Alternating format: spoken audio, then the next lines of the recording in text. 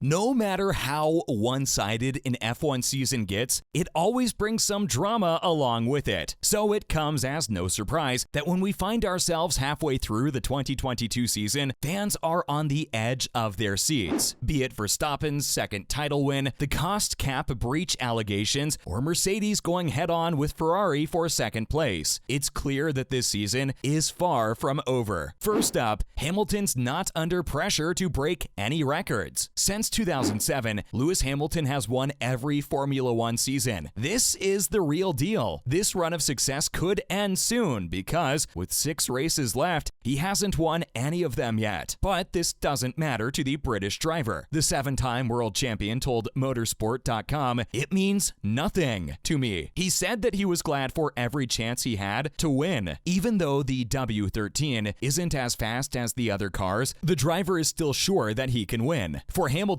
getting back to the front and fighting for the lead is a very important goal for his team. Hamilton has a chance to beat Michael Schumacher's record for most wins in a row in a season. The German is on 15, which is the same number as the other 7-time world champion. But Hamilton doesn't care much about that. So he says that the record isn't important to him, but he is definitely trying to get another win this year. The Briton says he doesn't care about the record because he doesn't care much about records in general. Time will tell if Hamilton will match Schumacher's record number or world championships and stay on par with him. Further up, the driver vows to stick with his team through it all. Lewis Hamilton can't imagine ever leaving Mercedes. The 7-time world champion says he will stick with the German brand until the day he dies. Every year, people ask if it's time for him to retire. The British driver doesn't care at all about that. He still wants to get the most out of his gear, be competitive, and win his 8th world title, which would be a record. Hamilton has been racing since 2007, so unlike Fernando Alonso and Kimi Raikkonen, he has not taken a year off. He started out in Formula One with the McLaren Mercedes team and switched to the Mercedes factory team in 2013. He doesn't seem to want to switch teams. In a recent interview with Formula1.com, the Briton said that rumors about him leaving the sport have never bothered him. He thinks he is physically fit and mentally ready to race for many more years. Also, when asked about the possibility of him leaving Mercedes, he said that he wanted to stay with the team forever. He is happy with what he and the team have done on and off the track. He put an end to the rumors by saying that he would stay with his team until the very end of his career. However, he thinks there is room for improvement. In the interview after practice at the Monza Grand Prix, Hamilton talked about how Mercedes has done so far this season. He said that there's still a lot that could be done to improve the car, which isn't surprising since it's not as fast as a Red Bull or Ferrari and still bobs up and down. But he said that the beginning of the season was a nightmare for his team and that they have done a great job of moving things up in the standings. Call it Ferrari's mistake or Mercedes' determination, but at the start of this season, no one thought Mercedes would even be in the top 2. But now, with a few races left, they are only 35 points behind the red team and could take second place in the Constructors' Championship. Mercedes has made a lot of changes and improvements this season, and it's clear that they won't give up without a fight. In a recent interview with the press, the team's leader, Toto Wolff, said it's all to play for